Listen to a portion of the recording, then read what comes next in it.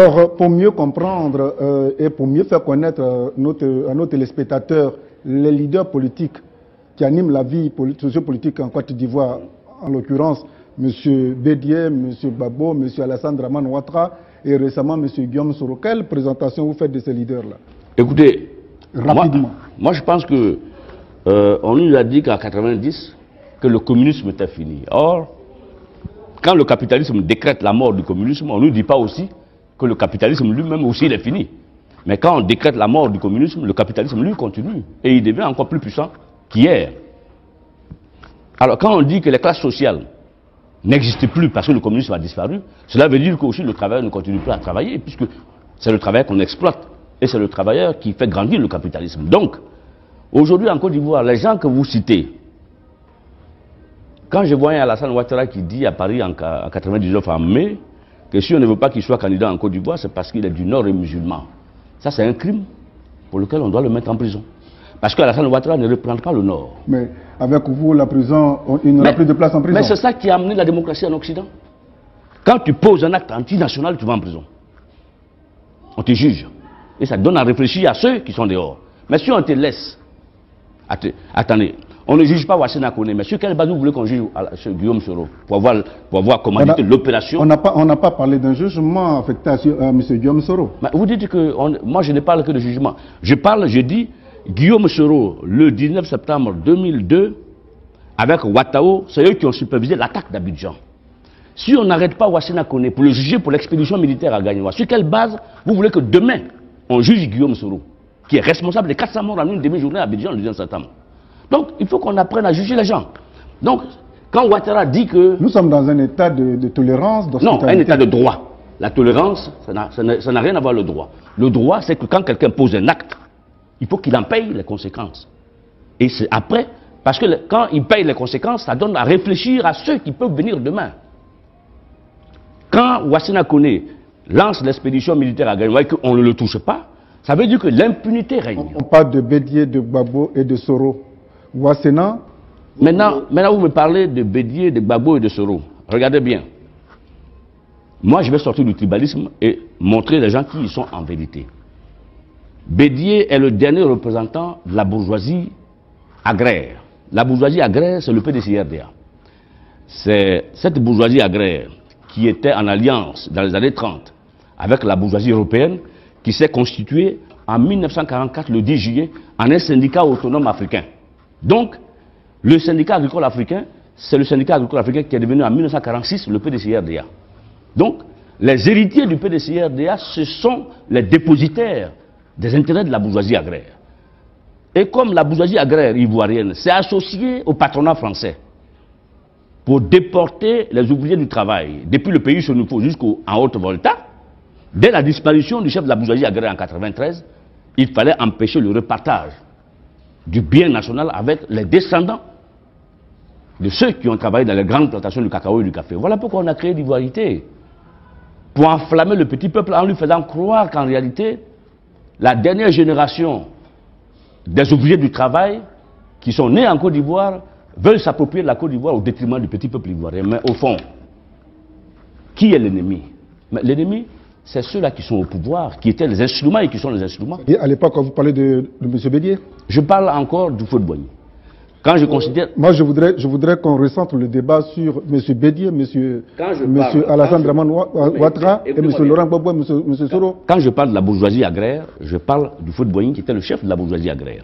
Quand on sort de la bourgeoisie agraire, on entre dans la dernière génération de la bourgeoisie agraire qui sont les éléments aristocratiques, puisque eux, ils n'ont pas de plantation. Eux, ils ont été nommés par les responsables de la bourgeoisie agraire. Donc, ils représentent les intérêts de cette bourgeoisie agraire. Voilà pourquoi Bédié, arrivant au pouvoir, Bédié décide d'écrire l'ivoirité pour exclure les enfants des ouvriers du travail que incarnaient les Ouattara et les autres. Donc, on a donc les Ouattara, les Bédié et les Houphouët-Boigny qui sont les dépositaires dans notre pays de ce qu'on appelle l'étranger, le capitalisme. Ceux-là, mais on les a combattus depuis les années 80. Parce que ceux-là, ils ont vendu notre pays aux mains des multinationales étrangères. Donc ils peuvent rien nous apporter. Un homme comme Ouattara, il va faire quel discours à Abidjan concrètement? Si ce n'est pas pour mentir. Donc, quand on veut le changement, il faut le faire avec des gens qui propose à la Côte d'Ivoire des solutions pour sortir de la crise. Mais quelqu'un qui vient pour gérer la crise, c'est un ennemi de la nation. Monsieur Gbagbo était quasiment un éclaireur, comment dirais-je, une lampe qui devait éclairer ce combat. Vous savez, j'ai conseillé plusieurs chefs d'État. On parle du président ivoirien, Laurent Gbagbo. Il y a en Afrique ce qu'on appelle une mangeoire. Voilà pourquoi tout à l'heure, quand on a commencé, j'ai donné la liste de ceux qui logiquement devaient être en prison. Il y a ce qu'on appelle une mangeoire autour du pouvoir. Vous prenez un petit soldat, demain matin il prend le pouvoir en Côte d'Ivoire, le même soir, vous allez voir, les représentants de cette mangeoire-là vont tous venir au palais, venir faire allégeance. Chacun va venir donner sa quote-part. C'est des Libanais, c'est des gens du pouvoir local, c'est des gens qui ont l'argent et qui ne veulent pas et qui s'en foutent du changement. Celui qui vient, eux viennent se mettre autour.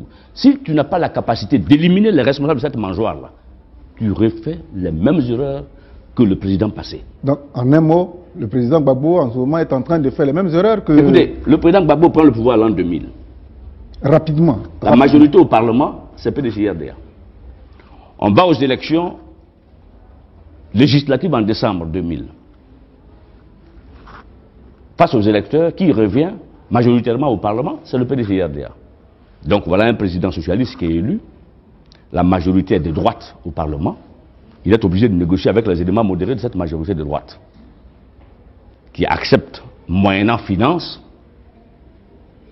de ne pas présenter un candidat contre le candidat de son parti. Et du coup, on se retrouve donc au Parlement avec Mamadou Coulibaly, seul candidat unique présenté par l'Union, FPI et PDCI. Nous sommes en otage. Quelle est la marge de manœuvre d'un président socialiste qui est minoritaire au Parlement et où le président de son propre parti, qui devient président de l'Assemblée nationale, est un président qui est mis en place avec l'appui de la droite? Et tu penses que dans un pays comme ça, tu peux mettre un programme allant vers le peuple sans que la droite ne réagisse, alors qu'elle contrôle le Parlement? Aujourd'hui, le vice-président de la Côte d'Ivoire, c'est qui? Mais c'est Laurent Desland Fologo. Mais on ne le dit pas. Qui fait les grandes missions pour le chef de l'État? C'est Fologo. Qui vient en France tous les jours pour le président? C'est Fologo. Pourquoi? Parce que c'est Fologo qui représente la droite au Parlement. C'est donc lui qui a négocié avec les députés du PDCI pour que le président de l'Assemblée nationale soit au moins du FPI. Puisque Gbagbo s'est plaint que je suis président FPI, mais si demain il m'arrive une maladie, si j'ai une crise cardiaque, c'est le président de l'Assemblée nationale qui, logiquement, doit gouverner pendant 45 jours, organiser les élections. Mais le PDCI est majoritaire, comment je vais faire? Donc Fologo a dit, président, je vais faire des propositions pour qu'au moins le président de l'Assemblée nationale soit de votre parti. Voilà donc le consensus dans lequel nous sommes. Donc nous n'avons pas affaire à Abidjan à un gouvernement de gauche. Nous avons affaire à un président de gauche pris en otage par la bourgeoisie agraire qui, elle, n'a pas renoncé à ses privilèges. Voilà le débat dans lequel nous sommes. Donc les hommes de droite, là, on les connaît. C'est Ouattara, c'est Bédié, c'est tous les candidats que nous... Le seul qui est à gauche, encore, je me pose la question s'il est vraiment encore à gauche, c'est Gbagbo. Sous la pression des dignitaires des différents partis politiques, est-ce qu'il est encore à gauche? Voilà le débat d'Abidjan aujourd'hui.